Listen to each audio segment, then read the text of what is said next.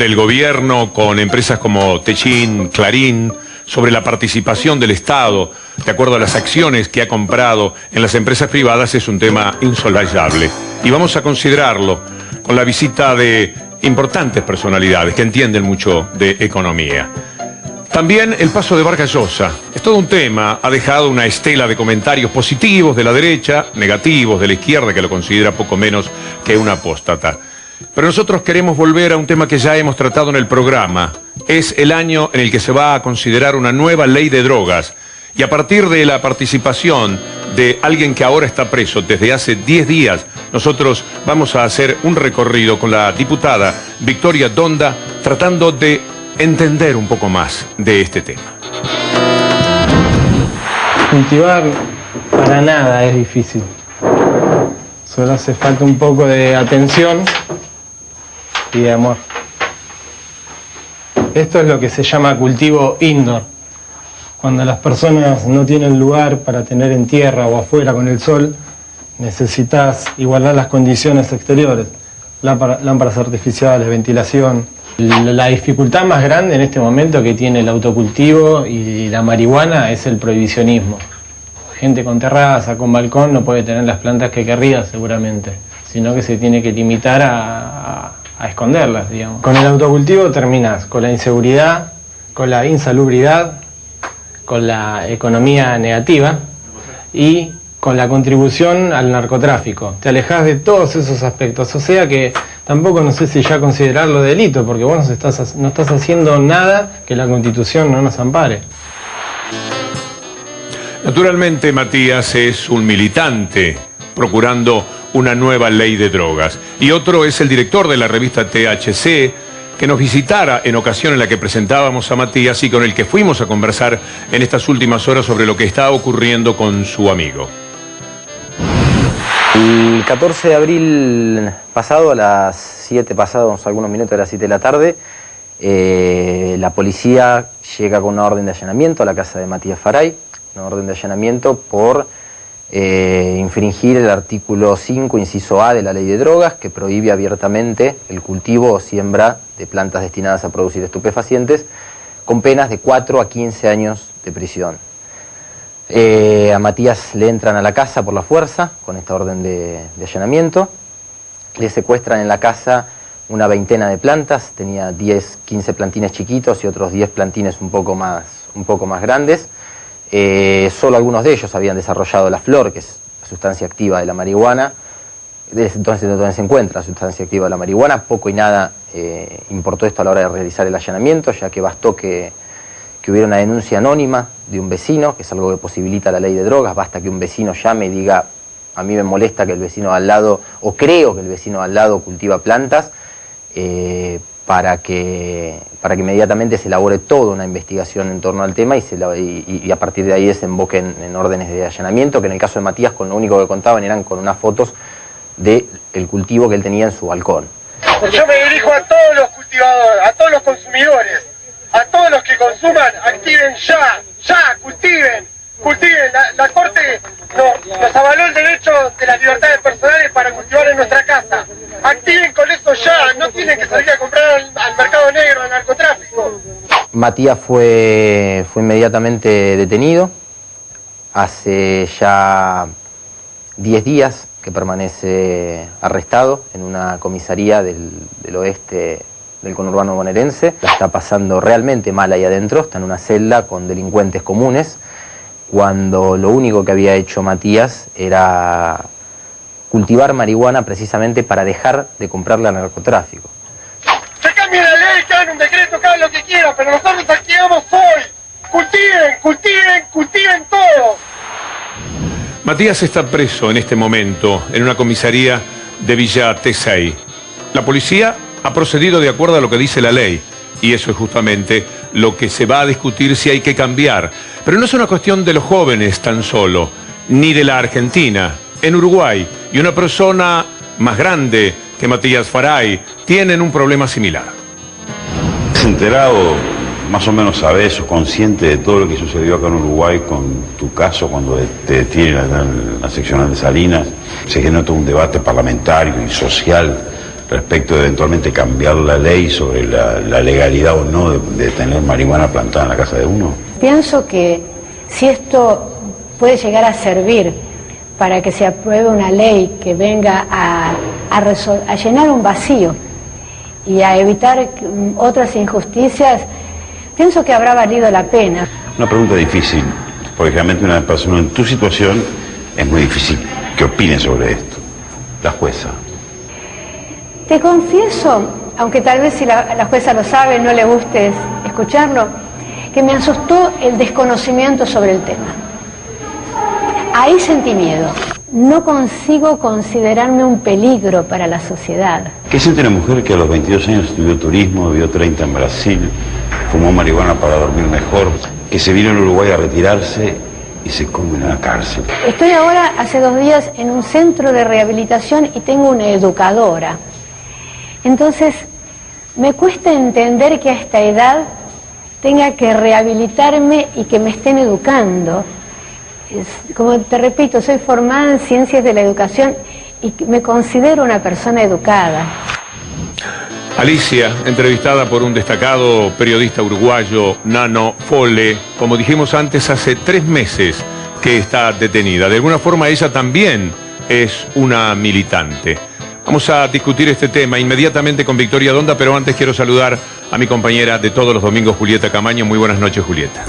Buenas noches, Víctor Hugo. ¿Cómo están? ¿Cómo están ustedes? En @BDL Víctor Hugo, nuestro Twitter, tenemos 3 invitados en esta noche. El primero, que ya vi que ha tuiteado, es el señor licenciado Daniel Arroyo, ex viceministro de Desarrollo Social de la Nación, de Alicia Kirchner. Bueno, ya nos saludó, dice: buenas noches, Víctor Hugo, un gusto poder participar del programa a través de este medio. También tenemos a Adriana Puigros, diputada del partido del Frente Grande para la Victoria, que también ya saludó. Buenas noches, Víctor Hugo. Y a Mario Meoni, intendente de Junín por la Unión Cívica Radical. Gracias, Víctor Hugo, por permitirme opinar en esta vía sobre las problemáticas de nuestro país. Ya nuestros invitados en @BDL Víctor Hugo han comenzado a opinar, Víctor Hugo, sobre los temas que hemos presentado. En primera instancia, Adriana Puigros tuiteó: la acción punitiva del Estado debe aplicarse a los narcotraficantes y no a sus víctimas. Por otra parte, Daniel Arroyo tuiteó: la despenalización debe analizarse sin preconceptos. El no futuro de los jóvenes y el negocio de unos vivos están presentes. Por otra parte, Adriana Puigros tuiteó: no se trata de promover el cultivo, sino la despenalización junto al enfrentamiento a los narcotraficantes. Todo esto en @BDL Víctor Hugo. Hemos invitado a la diputada Victoria Donda porque el proyecto que usted ha presentado creo que es el más enfático. ¿En qué sentido? En el sentido de que nosotros despenalizamos también la tenencia simple. O sea, nosotros consideramos que ni el consumo, ni la tenencia para consumo, ni el cultivo son conductas que dañen un bien jurídico protegido de otra persona. Por lo tanto, ¿los otros proyectos se quedan a mitad de camino? Los otros proyectos despenalizan el consumo y generan precisamente lagunas jurídicas como lo que está sufriendo esta señora en Uruguay. Si vos tenés una planta en tu casa, sos vos el que tenés que comprobar si la tenés para consumirla o si la tenés porque sos un narcotraficante.